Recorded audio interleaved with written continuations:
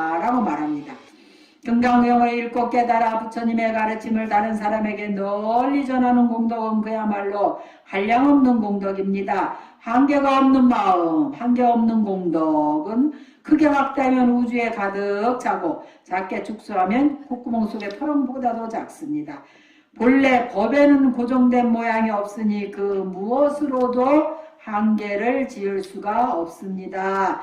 그런데 사람들은 부처님 가르침의 참뜻을 내 마음에 받아들이지 않고 경전의 글귀에만 집착하기 일쑤입니다. 금강경을 읽으면 금강경에 집착하고 법화경을 읽으면 법화경에 집착을 합니다. 부처님 말씀이 법화경 한 권에 다 들어있다는 말을 들으면 다른 경은 다 필요 없고 법화경만 최고다 하고 받아들이는 식입니다.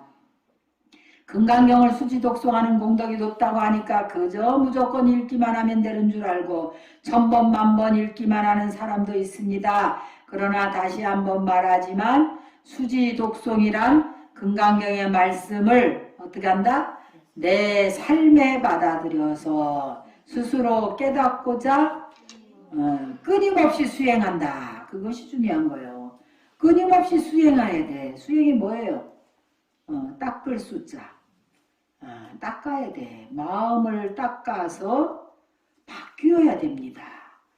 그래서 신의 행증, 수행을 했으면 뭐가 증엄이 나타나요. 증엄. 수행을 했으면 바뀐 것이 좀 닦였으면 뭐가 닦인 자국이 있어야지. 맨날 먼지가 뿌옇게 앉아있어. 뭐가 사람이 막지를 안 해. 닦았으면 사람이 맑아야 됩니다. 그 사람을 보면 저절로 청정한 기운이 나와서 번뇌가 저절로 사라져야 돼. 근데 번뇌가 없다가도 그 사람만 보면 앞이 텅 막히고 눈앞이 캄캄하고 그냥 막 머리가 어지러지래. 번뇌가 자꾸 올라오고 없는 것 같아. 번뇌도 없는 것 같아. 그럼 될까 안 될까? 안 됩니다. 그러니까 여러분들이 뭐 노는 입에 어떻게 해야 되겠어요? 번뇌하지 말고 제발 연불 좀 하셔요. 그러면 내가 여러분들 보면 저도 연불이 옮아가지고 탁 쳐다보면 나무아미타불 이렇게 연불이 옮아야 돼. 근데 번뇌가 옮으면 안 돼. 그죠? 그래서 제발 노는 입에 연불 좀 하시고 집에서는 부처님 금강경을 열심히 독송하시되 실천 수행을 해서 상 없는 그 모습이 되어야 되겠다. 그래서 처처가 불산이요 하는 일마다 불공일진이 그랬어요. 한 사찰에 범종불사를 하게 됐대요. 불사에 모시한 사람들의 이름을 종에 새겨서 공덕을 기리기로 했습니다. 그런데 종 만드는 장인이 깜빡 실수를 하는 바람에 가장 돈을 많이 낸 시주자 이름을 빠뜨리고 말았어요. 잔뜩 기대에 부푼 시주자는 종에 새겨진 이름 사이에서 자기 이름을 찾았는지 찾았지만 아무리 훑어보아도 찾을 수가 없었지요. 그는 기분이 몹시 상해서 주지스님에게 항의를 했습니다. 그러자 주지스님이 빙긋이 웃으면서 대답했어요. 절에서 아침 저녁으로 그 종을 찾을 테니 거기에 이름 적힌 사람들이 얼마나 어지럽겠습니까? 그래서 제가 거사님 이름 일부러 뺐습니다. 범종이 무사히 완성되어서 많은 사람들에게 소리공양을 하게 됐습니다. 이 얼마나 기쁜 일입니까? 그런데 그 사람은 그 사실을 기뻐하는 자체가 복이고 공덕인 줄은 모르고 자기 이름을 종에 새겨야지만 복을 받는다고 생각해서 거기에 집착을 했습니다. 만약 그의 생각처럼 종에 이름을 새겨야만 공덕이 되고 복을 받는 게 사실이라면 종을 칠 때마다 거기에 이름이 적힌 사람들은 어지러워진다는 주지스님의 말도 사실이라고 할 수 있을 겁니다. 그렇다고 집착 없이 마음을 내라고 했는데 내가 아직 완전히 깨닫지 못해서 그렇게 안 되니까 남을 돕는 것도 아무 소용이 없겠다 이렇게 생각을 해가지고는 그저 아무것도 하지 않는 것도 잘못이라는 거예요.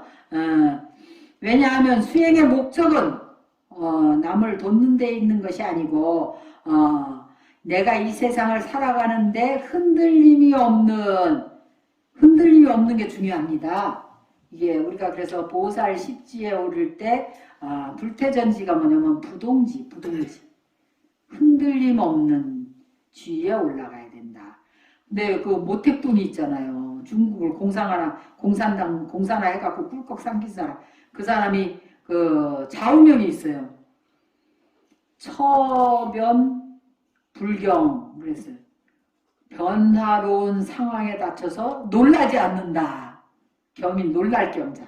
그 다음에 처변 불경 가벼울 경자. 변화로운 그런 갑자기 그런 황당한 상황들이 많이 생기잖아. 변화로운 상황에 닥쳐서 가볍게 움직이지 않는다. 아, 중국 사람 나온 말이죠. 중국 사람들 때문에 놈들 가볍게 안 움직인다고 그래. 그래가지고 중국을 꿀꺽 삼켰어요. 그 사람은 그게 좌우명이래. 변화로운 상황에 닥쳤을 때 놀라지 않고 변화로운 상황에 닥쳐서 가볍게 움직이지 않는다. 그게 무슨 말이요? 거의 부동지에 오른 거 아니에요, 그 사람? 흔들림이 없는. 근데 우리는 아무리 수행을 해도 흔들림 없지 않죠? 계속 흔들려. 아이고 무슨 갈대 같아. 그지? 여기서 조금만 기분 좋으면 금방 했다가 조금만 불편하면 금방 그냥 있는 대로 불편한 표시가 막 있는 대로 나고. 나도 그래서 요새는 좀 얼굴에 그 포커페이스 있잖아요. 포커페이스 좀 시크한 모습들 그런 거 좀 배워야 될 것 같아요. 그죠? 수행자는 좀 희노애락 이전의 도가 있다. 그 좋고 나쁘다는 그런 감정, 팔풍에 부동한 그 이전의 도가 있는 것인데 마음이 그렇게 가볍게 흔들려서는 안 되겠다. 이런 그래서 여기 보면은 흔들림이 없는 참자유, 바깥 경계에 좌우되지 않는, 그죠? 바깥 경계가 아무리 어지럽고 힘들어도 전혀 흔들림이 없는 그런 사람이 참 자유와 참 행복을 누리게 되는 것인데, 그런 것을 누리기 위해서 참 흔들림이 없는 참 자유와 참 행복을 누리기 위해서 우리가 뭐라는 것이다? 수행을 하는 것입니다. 마음에 머무름이 없어야 한다는 참뜻을 바르게 알았다면 완전한 자유와 행복에 이르기 위해서 끊임없이 노력해 나아갈 뿐입니다. 상이 있는 것은 다 허망하니 범소유상은 개시 허망이니 약견 재상 비상이면 즉견열애니라. 그래서요. 상이 있는 것은 다 허망하니 만일 모든 상이 상 아님을 본다면 곧 열애를 보는 것이라고 했습니다. 여기서 상이란 단순히 눈에 보이는 것만을 가리키지 않습니다. 우리 마음속에 고정관념, 고정된 생각과 집착, 심지어는 법에 대한 집착, 경전에 대한 집착도 다 상입니다. 지하설법, 여벌유자, 법상, 응사, 화황비법 그러죠. 법도 버려야 할 것이거늘 하물며 비법이랴 그랬어요. 금강경이란 모양과 형식에 매여서는 금강경의 본뜻을 알 수가 없고 불법을 올바르게 이해할 수도 없습니다. 금강경이라는 모양과 형식에 매여서도 안 된다. 모양에 집착하면 나도 모르게 다른 마음이 일어나게 됩니다. 진실로 머무르는 마음 없이 있는 그대로 응대할 수 있다면 보이는 것과 들리는 것, 냄새 맡아지는 것과 맛보아지는 것, 손끝에 느껴지는 감촉까지가 다 불법이고 부처님입니다. 그러니 처처가 불상이고 하는 일마다 불공입니다. 이럴 때 진실로 불법승 삼보가 다 갖추어지는 것입니다. 자, 13품까지 오늘 합니다. 여법하게 수지하는 분이다. 그럼 우리가 금강경을 어떻게 하면 여법하게, 여법이라는 게 뭐예요? 법답게, 이치에 맞게, 법도에 맞게 수지를 할 것인가, 여법하게 받아 지닐 것인가를 알려주셨습니다. 만일 세계와 세계 티끌티끌이고 법신임을 깨우칠 때는 깨칠진대는 푸릇푸릇한 청송독죽이 다 진여의 법신이요. 울긋불긋한 봉선화와 희끗희끗한 노약꽃이 반야의 지혜 아님이 없으니 산하대지가 온전히 법왕의 몸임이 드러나미로다. 법왕신이 드러나미로다. 여법수집은 함께 읽겠습니다. 그때 수보리가 부처님께 여쭈었습니다. 세존이시여 마땅히 이 병을 무엇이라 이름하며 저희가 어떻게 받들어지려야 하나이까. 부처님께서 수고리에게 말씀하셨습니다. 이 병 이름은 건강반야바라밀이니 이 이름으로 그대들을 마땅히 받들어지려야 하느니라. 왜냐하면 수보리여 부처가 반야바라밀이라 말한 것은 반야바라밀이 아니라 그 이름이 반야바라밀이기 때문이다. 수보리여 그대는 어떻게 생각하느냐. 열애가 법을 말한 바가 있느냐. 수보리가 부처님께 말씀드렸습니다. 세존이시여 열애께서 말씀하신 바가 없습니다. 수보리여 그대는 어떻게 생각하느냐. 삼천대천 세계에 있는 가는 뒤끌이 많다고 하겠느냐. 수보리가 대답하였습니다. 매우 많습니다. 세존이시여 수보리여 모든 가는 뒤끌은 열애가 가는 뒤끌을 말한 것이 아니라 그 이름이 가는 뒤끌이니라. 열애가 세계를 말한 것은 세계가 아니라 그 이름이 세계이니라. 수보리여 그대는 어떻게 생각하느냐. 가히 30 이상으로 열애를 볼 수 있겠느냐. 없습니다. 세존이시여 가히 30 이상으로서 열애를 볼 수 없습니다. 왜냐하면 열애께서 말씀하신 30 이상은 보상이 아니라 그 이름이 30 이상이기 때문입니다. 수보리여 만일 선남자 선여인이 있어 항아의 모래수 같은 몸과 목숨으로 보시하여도 만일 다시 어떤 사람이 이 병 가운데 내지 사국의 등을 받아지려 다른 사람을 위해 설한다면 그 복이 더 많으니라. 자, 226페이지. 부처님은 이날 법문 제목을 금강반야바라밀이라고 부르고 계십니다. 반야는 지혜의 가르침, 고해 중생계에서 부처의 세계로 건너가는 나룻배와 같습니다. 그런데 왜 부처님은 반야바라밀을 반야바라밀이 아니라 이름이 반야바라밀이라고 했을까요? 그것은 모든 상을 여의는 것이 반야바라밀인데 반야바라밀이라는 이름으로 상을 취한다면 그것은 이미 반야바라밀이 아니기 때문입니다. 상을 파하기 위해서 이렇게 말한 것이죠. 상에 집착하지 말라 이런 뜻이다 이 말이에요.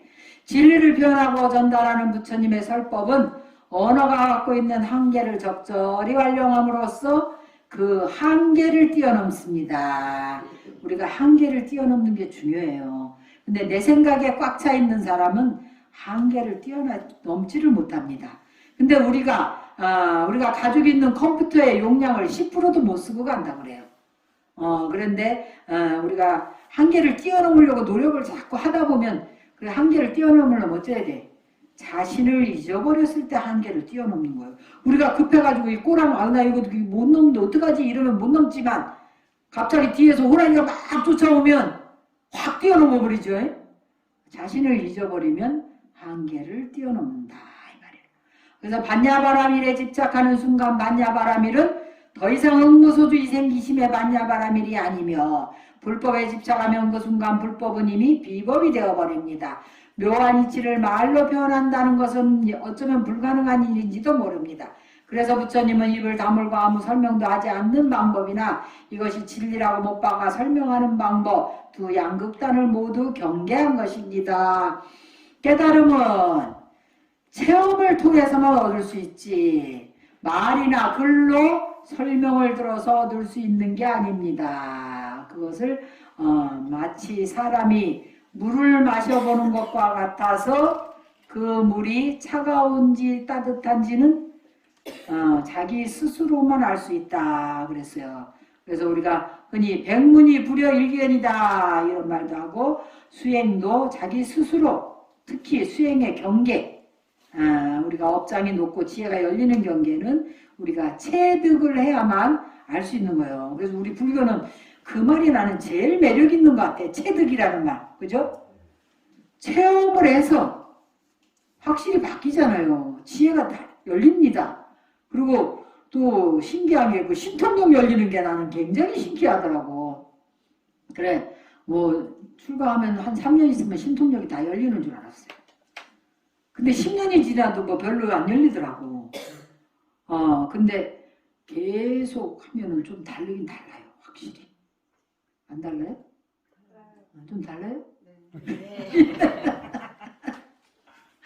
확실히 다릅니다. 여러분도 마음 달라져요. 확실히 마음도 달라지고 사람을 대하는 것도 다르고 마음의 크기도 다르고 또 지혜 모든 그런 어떤 문제를 대했을 때 그 지혜도 다르고 지혜가 열리면 뭐가 열린다? 방편이 생겨. 사람들을 방편으로 이끌 수 있는 그런 힘이 생기고 또 자비가 생깁니다. 마음이 훨씬 더 자애롭고 자애로우면 뭐 어떻게 생긴다? 유화 지난 시간에 얘기했는데 유화하고 화합하고 부드럽고 화합하고 선하고 착하고 잘 수순한다. 그걸 유화선순이라. 우리가 수행이 됨으로써 그렇게 바뀐다 이 말이야. 그래서 이 세상이 서로가 서로에게 부드럽고 화합하고 잘 수순하고 항상 착한 마음을 쓰고 그러면 이 세상이 얼마나 살만한 세상이 되겠어요. 그런 세상으로 바뀔 수 있다. 그래서 우리 불교가 정말로 좋은 종교입니다. 정말 좋은 종교. 그래서 깨달음은 체험을 통해서만 얻을 수 있지 말이나 글로 설명을 들어서 얻을 수 있는 게 아닙니다. 부처님의 설법은 그런 한계를 극복해 나가도록 한 세상의 언어 표현입니다. 그러나 아무리 세상의 언어 표현이라 해도 그것에 대한 사항마저 끊어버리는 것이 바른 도리에 접근하는 것임을 잊지 말기 바랍니다. 부처님 설법은 거울과도 같다 그랬어요. 중생이 가진 번뇌의 모습에 따라서 법이 나타날 뿐이지 정해진 법이 따로 있는 게 아닙니다.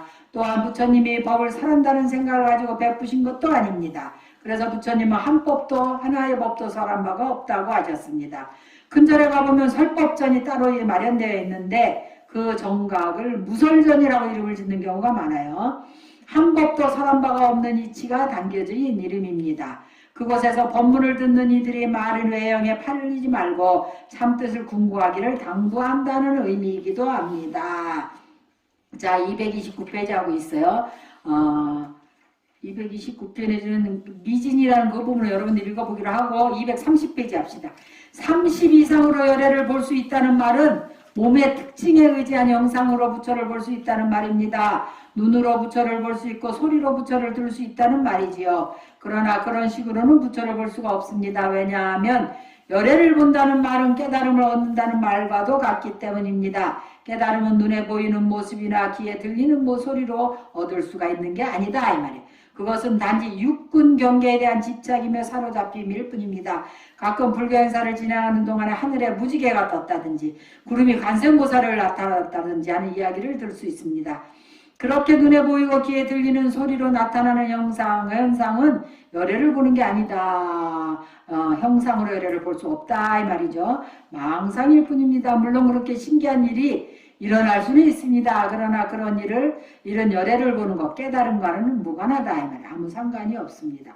그렇다면 부처님의 30 이상은 무엇이며 어떤 의미가 있는 걸까요? 부처의 몸은 30 이상이라는 특징이 있습니다. 미간에는 백호가 있어요. 여기 백호가. 그리고 정수리는 위로 솟고, 귀는 길게, 부처님 귀는 늘어져 있고, 목에는 3개의 줄이 나 있고, 팔은 무릎에 달 만큼 길다는 것이 특징입니다.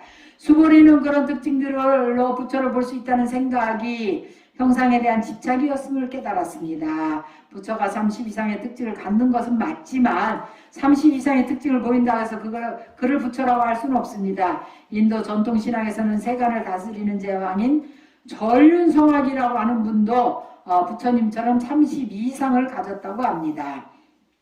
어떤 사람이 열심히 수행한 끝에 욕심도 짜증도 성냄도 일으키지 않는 경지를 얻었습니다. 열심히 수행을 하면 욕심이 점점 어떻게 해요? 줄어들겠죠. 짜증이 날까 안 날까? 짜증이 안 납니다. 마음이 그걸 지복의 기쁨이라 그래.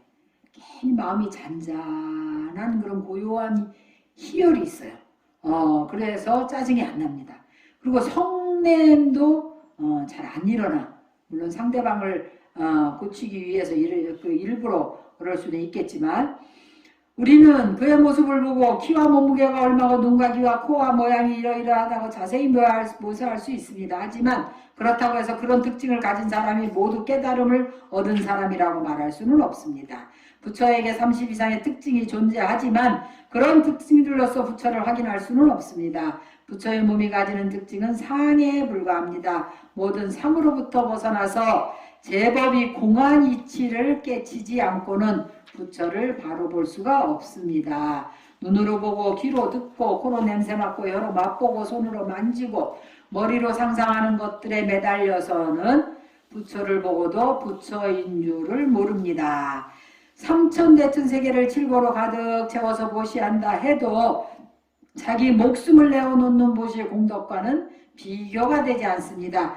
아무리 재물을 소중히 여기는 사람이라도 재물과 목숨 중 하나만 선택하라고 하면 목숨을 선택할 테니까요. 살아있는 생명체에게 목숨의 소중함은 무엇과도 비교할 수가 없습니다. 그러나 목숨을 한번 버려서 보시하는 것만으로도 공덕이 이렇게 큰데 그 목숨을 겐지스강에 모래할 만큼 버려서 보시를 했다면 이것은 참으로 한량없는 공덕일 것입니다. 설법이 진행될수록 비유의 규모가 점점 커지고 있습니다. 이는 무주상 보시의 공덕, 일체 산이 본래 없는 줄 깨닫고 행하는 복덕이 얼마나 큰지를 보다 생생하게 전달하기 위해서 이렇게 엄청난 비유를 든 겁니다. 자기 스스로 이치를 깨닫고 다른 사람이 깨달을 수 있도록 돕는 공덕, 그 법보시의 공덕, 그 법을 전해주는 공덕은 그 한량이 없고 그 끝을 도저히 알 수가 없습니다. 불법이다 보살행이다 하는 말을 들으면 아이고 그런 건 스님이나 하지 우리 같은 중생이 어떻게 하겠습니까 하고 한 발짝 물러나는 사람들이 있습니다. 하지만 부처가 어디 따로 있는 게 아닙니다. 괴로움에서 벗어나는 것을 이름하여 부처라고 할 뿐입니다. 괴로움에서 벗어나는 것이 부처다. 불법이 무엇이냐 하면 번뇌를 소멸해주고 고통에서 벗어나게 해주는 게 불법이에요. 뭐 부처님 법을 열심히 하고 부처님 법을 생활로 하고 있는 사람이면서도 불법이 뭔지 몰라. 번뇌가 오면 아주 반가워 죽어 아주 그냥. 아이고 너 진짜 아주 많이 기다렸다. 너무 오랜만이다 해갖고 금방 단짝이 돼가지고는 번뇌하고 그냥 금방 하나가 돼버리잖아. 그럼 되겠어 안 되겠어요?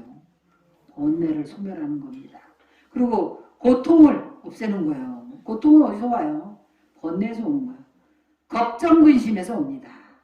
그런 것을 바로 소멸하는 것이 불법이다. 그러니까 불법을 믿는 사람은 번뇌하지 말고 걱정 근심하지 말고 마음을 안심인명해야 된다 이 말입니다.